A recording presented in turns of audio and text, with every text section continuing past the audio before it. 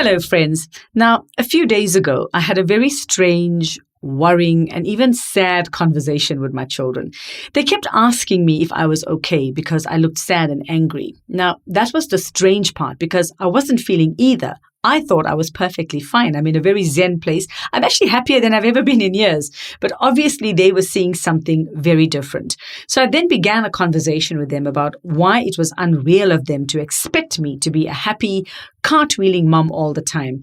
That as an adult, I had a lot to deal with. And sometimes I didn't realize that it actually showed on my face. I told them that all they needed to do was take care of themselves. But I had to take care of everyone in our home, including their dad. I don't know if they needed to hear all of that, but it got me thinking about how difficult and complicated it is being an adult. There's just so much to do, or so it seems to me, and so much to think about all the time as well. So that's why today on Syntropy, we're talking about how tough it is to be a grown-up, what it's like to be a grown-up, and helping us speak our truth is life and relationship coach and our friend here on Syntropy, Paula Quincy. Hi, Paula. Hi, Becca. All right. So, when I had this sort of conversation, and then I had this conversation with myself, and then, of course, we go to our friends and say, do you feel the same way?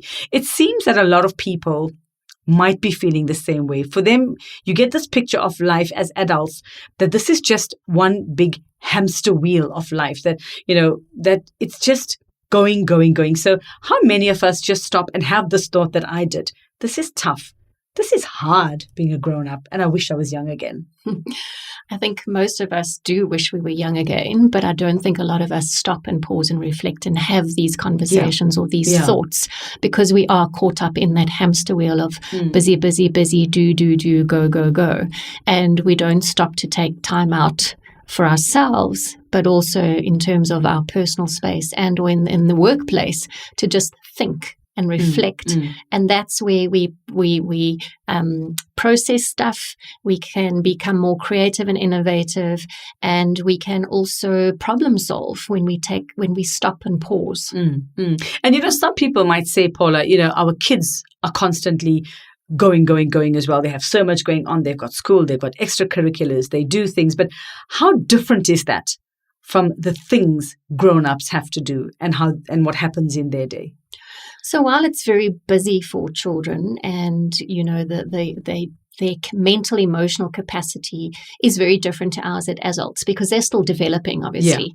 And they just have to get through their day. It's because they want to, not because they have to, I think. But anyway. Well, some of them don't really want to go to school, they had their way. But they like school more than we did. Anyway, yes. But they're with their friends, they don't have the same kind of responsibilities that an adult has. And that's where, for them, they see it in a different way. It's like, why do I have to do this? Why do I have to go to school? Why do I have to do homework? Those kind of things.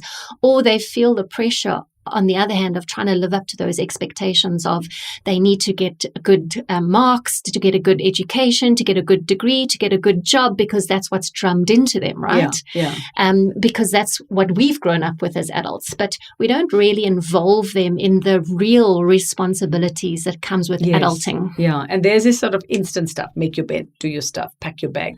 Just stuff for the day. Make sure you've got your stationery in your bag, your pencil case, that kind of stuff. If they're in that kind of environment, many of them, they have all of that done for them, actually. Actually, yes. Okay, I'm guilty. I'm going to put my hand up here. But we'll come to the firefighting and making sure and damage control. What are you hearing from most grown-ups? What are they finding most difficult about being this grown-up person with all the stuff to do? So there's the common topics that come up. The one is just the pressure all the time to have to be the perfect mom, the perfect wife, the perfect career person. From a male point of view, it's about, being a good husband, being a good dad, a provider, a protector, the breadwinner, because of the gender stereotyping that comes out and that we're often conditioned with. And trying to keep up with, on the one hand, the Joneses, and living our lives through what our neighbors or the other people in our environment is doing. And then also just from a career point of view, in terms of the pressures in the workplace and delivering and having to get results and achieve. Yeah. So there's this constant pressure on the one hand. The other is just feeling completely exhausted all the time. I don't have time out for me Uh-huh. to do the things I want to do or that I enjoy doing. Uh-huh. Could someone else just be responsible for once? Why do I always have to be? And often this is where it differs with men and women. So women, it's about, I've got to plan this. I've got to prepare this. I've got to take care of this. I've got to make sure the food's on the table. Yes. The maintenance, the household, all of those things. And then I've still got to keep my job going for those that are working moms as well. For dads, on the other hand, it's a different kind of pressure. It's around, and this is where we step sometimes into the male ego around, I'm the provider, I'm the man of the household, I need to be tough and strong and the rock for my family. And that's a different kind of pressure on them to be strong all the time. Yeah, absolutely. And not crack or not show the cracks. So don't let the cracks show. So, I thought we'd do something different this time and canvass some thoughts from friends and colleagues out there. So I put out a call, as did others on the team as well here at Centropy, just to gauge what other grown-ups like us are feeling, how they're feeling, what's tough for them. Let's take a listen to some. They've sent us some voice notes. So let's take a listen to one of those now. So adulting really sucks. I mean, there's about 100 different things that I could talk about, but let's just pick 3. Firstly, sleep. I miss my sleep, man. I mean, there's not enough time to sleep. There's just so much to do. And there's children, and there's dogs, and it's like it's never ending. And then you go to sleep late, and then you wake up early because you're trying to figure out what the hell you're supposed to be doing all day. So sleep, yes. And then secondly, what is it about bills? Why my life is an endless round of work to pay bills, and then work some more to pay some more bills, and then pay for Eskom, of course, which we don't actually have any service from. And then all I feel like it's like an endless cycle of just work and pay bills, which really, really, really sucks. And my third personal favorite, or personal not favorite, is the fact that when you're an adult, you spend a lot of your time talking to your friends, making plans that you never actually follow through on. And it's always a case of, yeah, we should get together. Oh, yeah, let's just check our diaries. Oh, yeah, we should get together. Oh, yeah, I really miss you. Oh, yeah, we should get together. And then you never, ever see them. We're lucky if we see them 3 times a year. So these are my 3 personal favorites from adulting that I really, really, really dislike. But of course, if you ever have a podcast again, just give me a shout, and I'm sure I can find 100 other things to talk about. All right, bye. Okay, so honest and so true. And Paula, that third one definitely I resonate. I mean, that happens, and we're all guilty of that and not making time. And then the sleep thing as well. I mean, when we were children, we wanted to get to bed late. We wanted to get up early and watch TV on the weekends. And now we're like, why didn't you just take sleep when you could get it? Yeah. So I love your thoughts on that one. Yeah, definitely. I mean, it does just talk to that busy hamster wheel that we feel we can't step off. Yeah. And press the pause button when we can, because we're in control Can't find of the pause button. There's a pause button. Yeah. And this thing about, we get so caught up in the busyness that our lives do pass by in terms of our friendships and our relationships. Yeah. And before you know it, you haven't seen someone in 6 months. That's true. That's true. And that's a friend of mine. And in particular, I mean, we don't live far apart. And it's some girls, we've known each other for like 16, 17 years. But just trying to get together for one cocktail, it's just like it's impossible. But thankfully, when we do see each other, it's like no time has passed. I mean, and a lot of us are guilty of that. And, doesn't it always seem like a good idea? Oh, yes, let's get together. We'll do something on Friday night. And come Friday, you're like, why? Why did I make that plan? I just want to stay in my pajamas, and I don't want to I don't know if is that fatigue, or is that just a different level of maturity? I think it's a combination of both, in that there is this fatigue of, just surviving the week to get to the weekend where we just want to do nothing. Yeah. And then, yes, we've made these commitments, and it almost feels like a grudge purchase. Yeah. And we're trying to find excuses of how do I get out of it. And you're hoping someone else is going to cancel before you do on the group, right? Yes. We're all guilty of that. Okay, we've got a couple more voice notes. Let's listen to another one. Well, I think one of the most difficult things about becoming an adult for a teenager is that you constantly have to be on your game. So if you begin to lack in certain areas like discipline or self-control, or you lose your job or something, then things can downward spiral very quickly. no one's coming to save you in the way that things may have been for most kids, for example. When you were a kid, there was always someone that could come and sort of save you from a situation if you were, that you had got yourself into. So, I think it's quite scary for teenagers to go through that transition into adulthood and suddenly realize that they actually have to look after themselves. And then there's the additional stress that comes later, obviously, of trying to look after a family. So, I think it's important for people to focus very strongly on maintaining discipline and control in their lives. All right, and that's such a good point there, Paula, about that transition from a teenager to an adult, and also that at that point comes where you realize, I don't have someone to fix this boo-boo for me. I have to fix it now. Mom or dad or aunt or uncle or grandma or grandpa's not going to fix this because I'm the adult. And probably like going, I'm the adult. I actually can't go back and ask for help even if I wanted to. Mm-hmm. And it's a pity we only realize that in retrospect. Yeah. And we realize that when we become adults, and we can't prepare for something like that, but so true. And it's a lot of young people struggle with that transition. So first of all, from matric into university, because you've got a lot more freedom now, especially if you're staying on res or on campus, and you now have to start being responsible and accountable for your actions, because the parents are paying for your university fees. So and the thing is, you need to pass. Yes. But at the same time, you've got this newfound freedom. And then that struggle to transition from university as a young adult into your first job is now having to be responsible in terms of simple things like waking up and getting to work on time. Even if you went out partying until 3, 4 a.m. that morning, you've still got to be responsible. And now that you're earning money, you've got to start learning how to manage money and all of those things that comes with adulting. Yeah. But the pressures around this need to be in control or not lose control.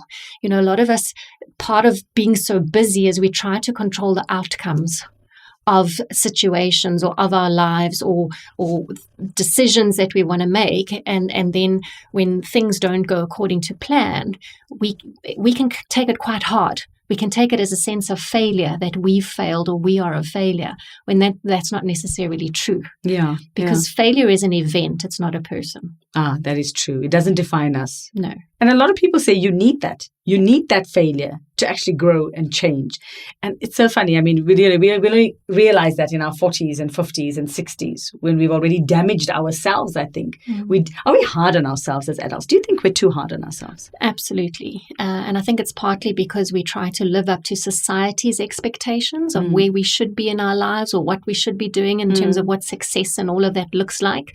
And then the expectations we place on ourselves as well as to, by 30, I want to have achieved this and I want to have done this and those kind of things. And when it doesn't work out according to plan, we can internalize it that we have failed or that we are not successful or that everyone is moving ahead in life and we're being left behind. And that can impact our self-esteem and our mental health in terms of our self-worth, our self-belief. Imposter syndrome is a big thing that's out there at the moment. Yes, and you just don't quite fit. Yeah. You feel like you don't fit. You feel like you don't fit. Yeah. And then in hindsight, when we do get through those life milestones, 40, 50, we get to a point where we go, I don't care what people think about me anymore. If you want to think that I've failed because I haven't reached CEO position in the organization, well, that's your choice, not mine. And that's a big part about being an adult, Paula, now that you mention it, is not actually caring two hoots or getting to that point where you don't care what other people think about you. And I don't mean that I can go out and, massacre people and I don't care. But in terms of your self-worth, it takes, and not all adults get there. Very few actually get to that point where you're living your best life and going, I actually don't care what you think, but I'm very happy where I am now. And it's a pity. It's such a pity that, and I maybe you know of more adults than I do, but very few get to that point of fulfillment before their last days. Yeah. And I think it's because of life's journeys. Life's lessons are in hindsight. Otherwise, they wouldn't be a lesson, right? Yeah. For everyone else, shame. Yeah. They get the benefit of that. Yeah. And we get to a point where we realize, you know what? I get to define who I am. My past doesn't define who I am, and nobody else gets to define me. I get to define who I am, who I want to be, what I believe in, what I stand for, what I stand against, all of those kind of things. And if that makes you not want to be in my life, well, that's your choice. not mine. Yeah. So we start putting down stronger boundaries. We start being very more clear on who we are and what we're for or against, and where we're going in our lives. And those that are either with us are on the journey and part of our tribe, and those that aren't, it's okay. And haven't we seen that happen in the past year or two? And that's another podcast, because that's about the stepping away or mourning or grieving friendships and relationships and kinships that have ended, and not necessarily that someone has passed away. And that's happened post-COVID and post-pandemic. We have to take it there. Has adulting changed post-pandemic? Yes, it's definitely made people sit up and reflect on life, the quality of their life and lifestyles, and purpose. Because we've realized how quickly life can be taken away from us. Yeah. We've all had someone close to us or someone we know that has passed on because of COVID or that has been impacted. Yeah. We've realized the disconnect in our lives. So disconnect from self, disconnect from relationships, or how disconnected our lives have been, with a lot of relationships falling apart because we were pushed into this small space where we had to face ourselves. Yeah. And we've realized that now that we've had a taste of quality life in terms of work-life balance, as it's called, work-life integration, we're choosing more quality than quantity of life. Okay. And hopefully that grows. Hopefully that way of living, that way of thinking is going to grow, and more adults will get to that point of fulfillment and doing what makes them happy. Yeah. And that's where the younger generation are being a lot more vocal on choosing where they want to work, when they want to work, how they want to work, and being more flexible and adaptable than potentially the older generations who were... Those millennials we're talking about. And you can say the M word, it's okay. Millennials. Yeah. Those are the ones. Versus our generation, which was you go to the office, you work, you have a career, you come home and retire one day. Yeah, yeah. And then hopefully not have a heart attack or a stroke the day after you retire, because that has happened a lot to a lot of people. All right. Let's take a listen to another voice note. Slow down and make the best of your free time, young one. As teenagers, we had so much time and not enough money. But as adults, we have money but no free time. I wish I stayed adventurous. I've become a bit boring and everything is routine, unfortunately, with kids and work. And it takes me much longer to recover from a weekend of passing these days. So stay young and enjoy life. Yeah, and that was a friend of mine giving her young self advice, because I said, if you were to give your younger self advice when I sent out this message. And boring, yes. Don't we feel boring as adults? Do we fit into that role because we're supposed to be boring? Or do we become boring no matter what? I think we become boring by default because of routine. Like she said, yeah. We eat, sleep, play, repeat. Eat, sleep, play, repeat. And there comes the fatigue after that. So you can't even pick yourself up if you wanted to. And the sad thing is we all have the same 24 hours in the day. We don't get a minute more or a minute less. It's how we're choosing to use our time. And you're never going to find the time to do things that you want to do that's on your bucket list or on your whatever it is. You have to make the time. Yeah. So you've got to give up something in order to make time to get something. And I think we don't sit down and go, what am I prepared to let go of? Yeah. To change my lifestyle, to make the time for the things that I really want to do, which is like having fun or doing things on my bucket list before it's too late. Yeah, and those are small things as well. And, it's this got me thinking now. We talk about, and those are all the emotional, mental aspects of it and what we're thinking and how we're feeling. But let's be honest, getting older comes with the physical changes. So physically, we slow down. And I think we need to point that out, is that you're not boring necessarily. It's sometimes that your body just can't do it after all of this. It's that you are slowing down. Our metabolism is slowing down. The joints start to ache, and they're starting to ache much earlier, not in your 50s or 60s. They're starting to ache in your 30s now. So we also have to factor that in. Absolutely. And there's that whole, especially the way we're working now with being online, is that digital fatigue. And being constantly attached to devices. And when we think about that, we think about our laptops or our phones. But when we watch TV, it's also a device. Yes. So we're constantly attached to devices. We don't have device-free time. And that's what contributes to that digital fatigue or that fog and exhaustion. And when it comes to the weekend, we don't want to do anything. We just want to chill. Absolutely. Okay. So and give yourself permission to do that as an adult. You can give yourself permission. You don't have to send yourself to bed at 8:00 at night. Remember that. But if you do afternoon naps are the best. On the couch. I wonder why. Is that part of it? Why are couch naps so fulfilling? And is it an adult thing? Is it a grown-up thing? I think just because it feels so indulgent Yeah. that you're lying on the Yeah. couch and you're just vegging and Yeah. sleeping, and it's okay. And it's okay. All right. It's okay, no matter how old you are. All right. Let's have a listen to another. Staying sane, convincing the kids that Google cannot replace school, making sure they stay sane with all the pressures that school provides, still being effective at work, staying healthy mentally and physically, not taking a Benylin day or Benylin week whenever you feel like it. Budgeting, meal planning. All right. Well, she sounds exhausted already, right? And I can hear the dishes going on in the back. And she has a full-time job. So, I mean, you can already hear it. And, so it's, it can be a drag. It can be a drag thinking ahead for everybody. You've always got to think ahead. You're fighting. And this brings into play, I think, the parenting aspect for adults who are parents. And not necessarily, even if it's not even your own children, if you're a guardian, if you're looking after relatives' children and they live with you Monday to Friday, it's that constant, just do what you have to do because I know what life is going to be like. And that's the thing. Sometimes knowledge is not the best thing because you know that they have to do these things so that they can be better adults when they grow up. And that's us having to be us and think for us and think for them as well. And it's that planning and it's that firefighting and it's that damage control. You're constantly in a state of war, I think. That's how I view it. That's how it does feel for a lot of parents, generalizing here, particularly mothers, because they naturally by default take on that role where they're planning ahead in terms of the children. From a school point of view, they've got everything that they need and for extramural activities, then running the household and then trying to do their full-time job as well. Send voice notes and wash dishes at the same time. And so by default, I think, women do feel or come across and express being more exhausted, more fatigued, not having time for themselves, not having time for their partners because they're exhausted, or not having time or wanting to do things on the weekends because they're exhausted.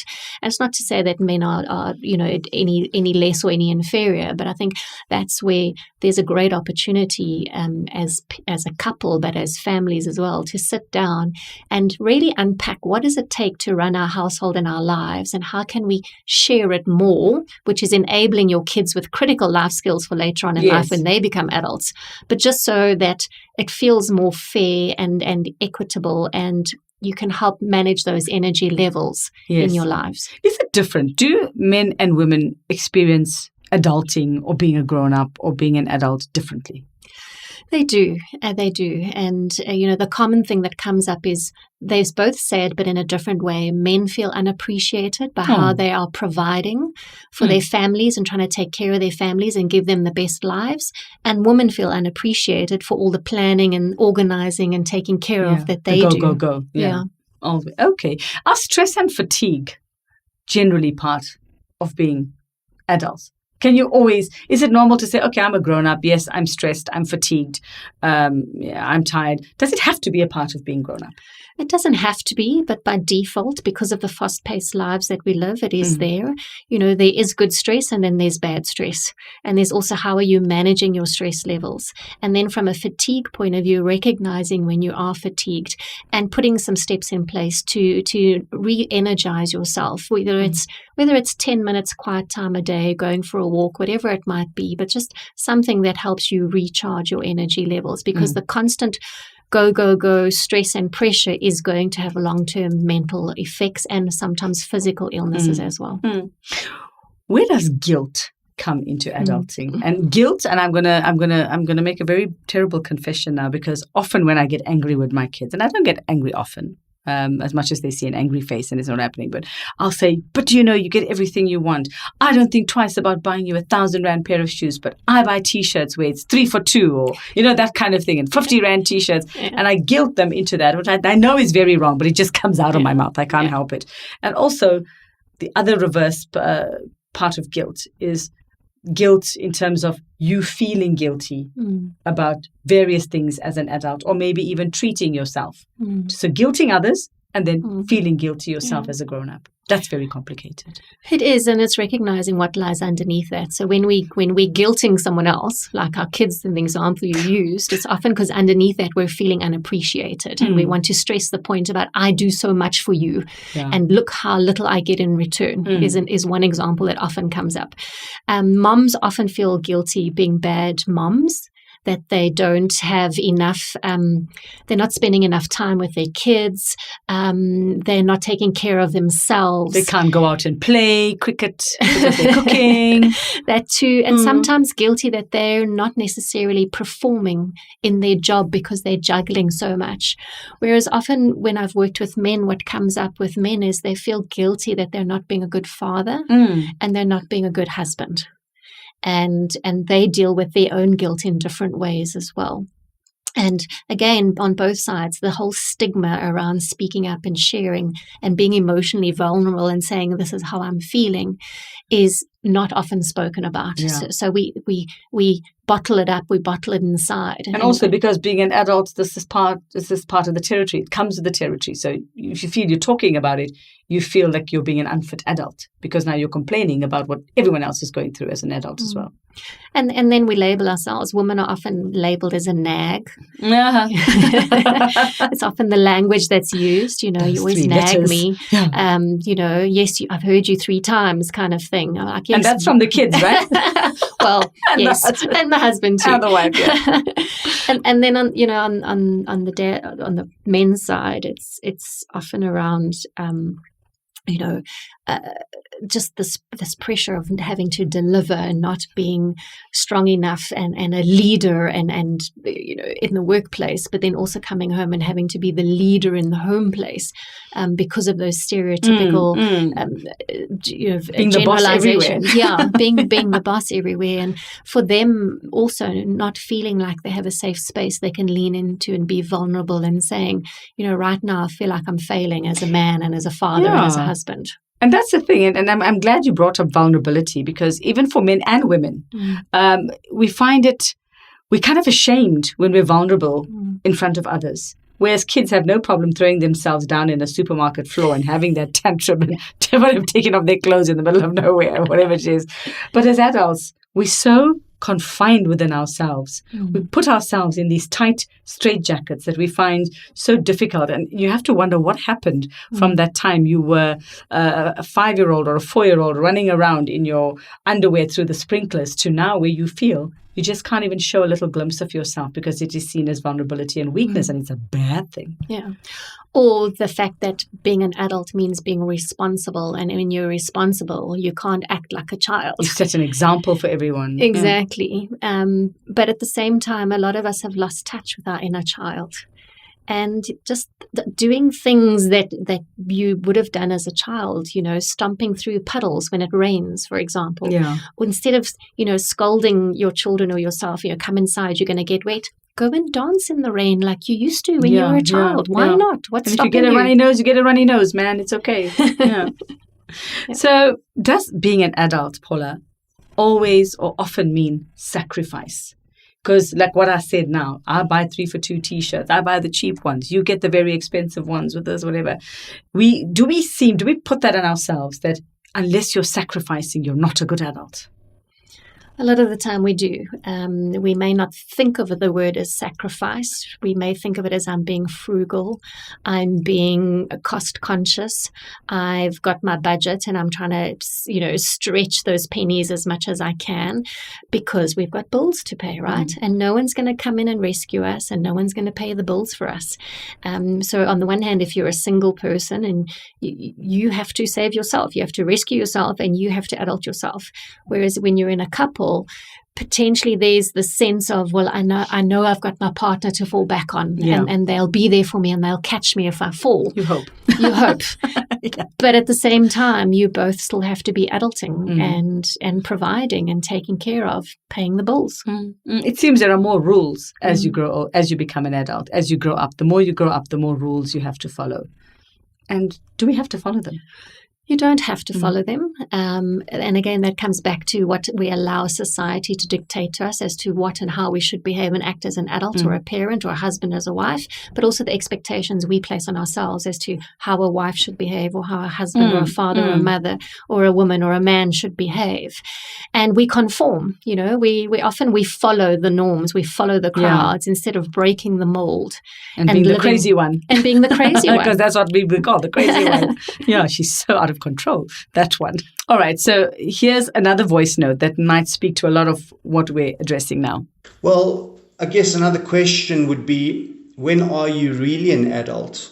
In an age when the line between childhood and adulthood is blurrier than ever, what is it? What makes people grown up? Adulthood is a social construct. For that matter, so is childhood. But like all social constructs, they have real consequences. They determine who is legally responsible for their actions and who is not.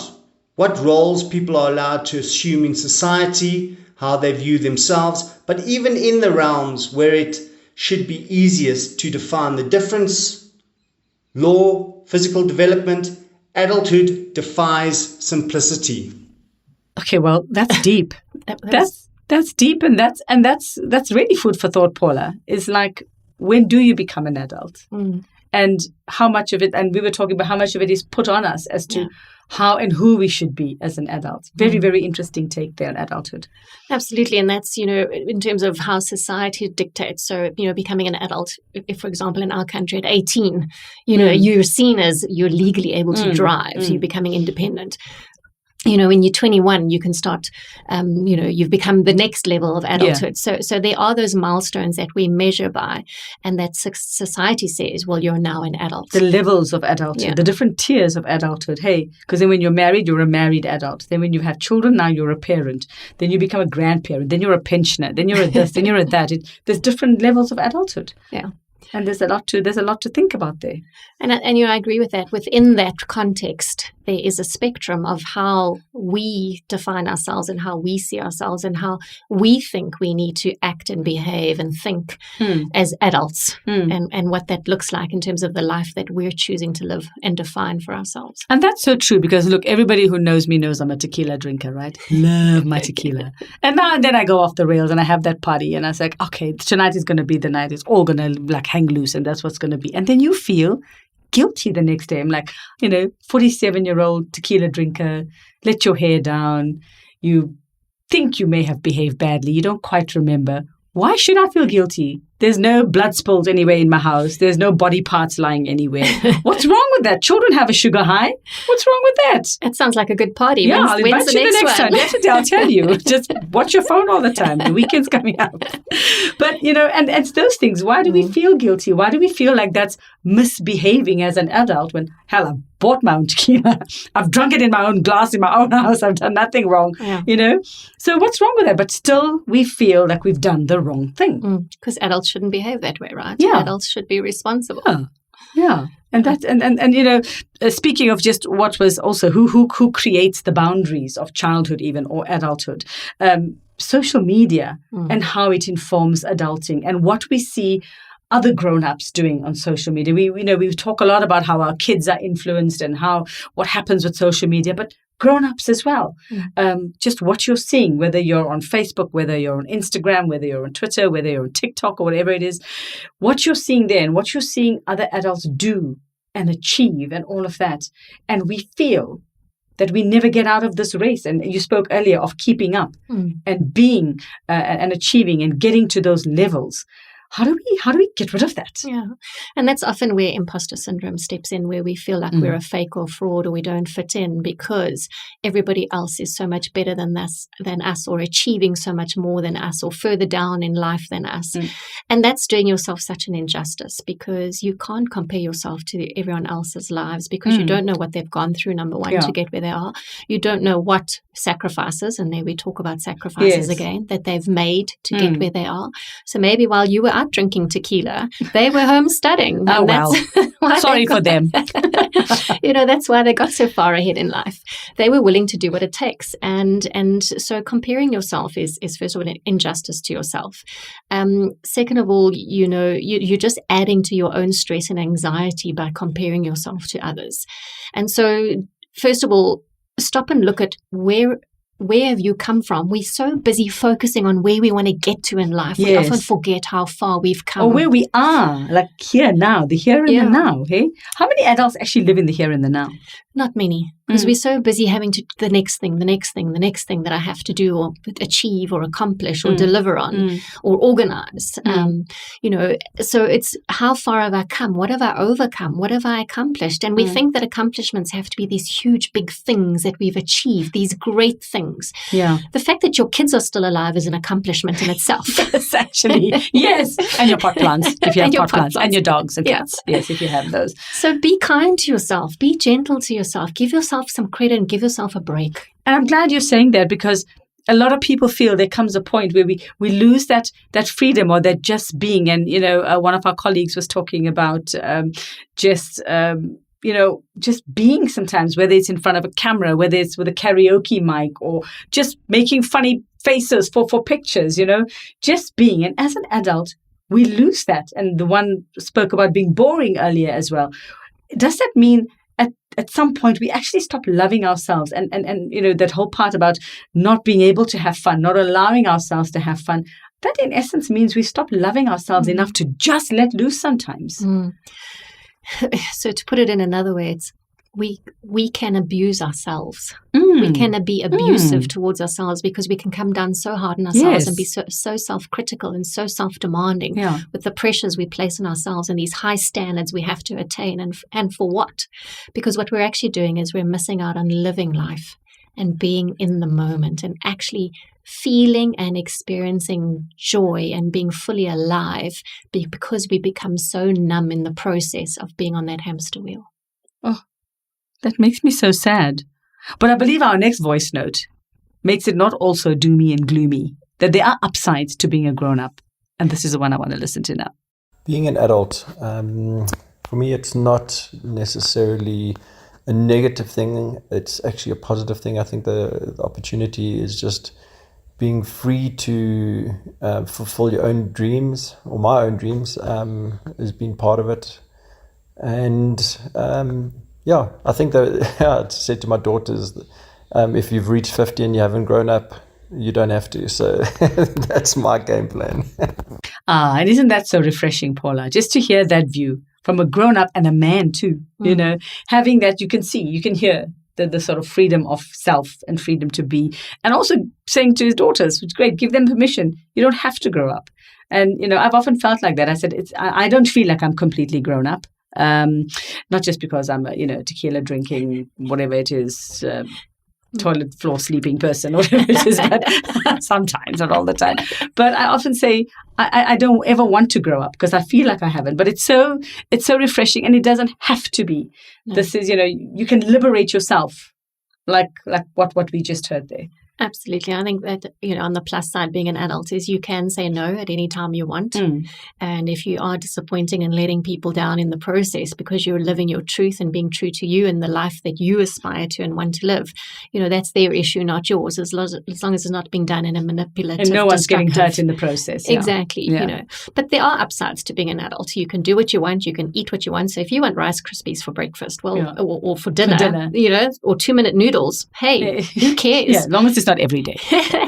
You get to choose, and you have to live with your choices at the end of the day. So why not be free to make the choices that you want in life? Yeah. Because at the end of the day, you're the one that's living your life, nobody else. And one day when you're on that deathbed, can you turn around and say, I lived my best life? Absolutely. And that's what we have to ask ourselves every day. So help us live our best life, Paula. Let's get practical now about these tips. How do we find our inner child? How do we find that person who is going to dance? Okay, not naked anymore. That would be a bit illegal if you're a grown-up. But he's going to dance in your tutu. If you're a guy and you want to dance in your tutu, yes, whatever, in the middle of your lawn under the sprinklers. Or if you're a lady and you want to do it. Or you want to make funny faces at the camera. You want to go and scream karaoke out at wherever you're going out. How do we find that person that doesn't even have to be an inner child? Because children are so grown up these days. How do we find that inner spark again? How do we find that joy in life again as a grown up? So I think, first of all, reflect on things that you used to do that used to bring you joy that you've potentially stopped doing, and why have you stopped doing them? And maybe there's an option there to resurrect and do some of them again if they brought you so much joy. Right? Number 2, schedule time to have fun. Yeah, we have to do that. You know, you're never going to find the time, so schedule time and try new different things and be spontaneous in terms of living life, experiencing life by trying things that are outside of your comfort zone, potentially. You know. Schedule time to just be and to do nothing. And it's okay, and you don't have to feel guilty about it either. You know, look at rechecking or reconnecting with yourself in terms of what are your values, what are your boundaries, what is important and a priority to you and where you are at in your life stage right now, and how do you feel about that? Are you comfortable with that, or do you feel that there's some adjustments that need to be made? And make time to connect with other people, because that's often where we get a sense of being fulfilled, is human connection. Human connection makes us feel loved, and that we are of value and of worth, and that people love us and we feel appreciated, and it makes us feel whole because we thrive on human connection. And hang out with some kids. Well, not in a creepy way. Don't go to the playground and just go and play with other people's children, but try and hang out with, just go spend a day as a child on a playground and see what happens. Absolutely. Do things that are different. So if you've got young children, go and play in the mud with them. And so what if you get dirty? There's nothing Skip can't fix, right? Yeah. Or Dettol tile cleaner, or carpet cleaner. Just do that. I think sometimes just let go of the constraints we've created for ourselves. Absolutely. And I think people need to learn to do this day to day, just getting from one day to the next, but being a happy adult. Any tips there for us? Take the pressure off. Take these expectations that I have to, I must, I should have, I could have, I would have. That's putting pressure. Take the pressure off and allow yourself. If you want to take an extra 5 minutes. What was it, that Benelin Day she spoke about? The Benelin Day. Yeah. If you want to take an extra 5 minutes to just slow down and actually enjoy sipping on your coffee first thing in the morning, do it. Because the world is not going to stop turning, and no one's going to die. Absolutely. And I mean that literally. I know there are serious cases where people do die, but a sanity check is ask yourself, if I stop doing this right now, is the world going to stop turning? Probably not. Is someone going to die? Probably not. So what's the worst that's going to happen? Nothing. I like that. I think we'll just stop it right there.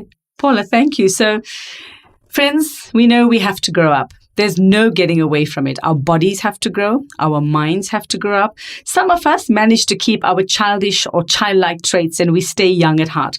But mostly being an adult means facing the harsh realities of an ever-changing world.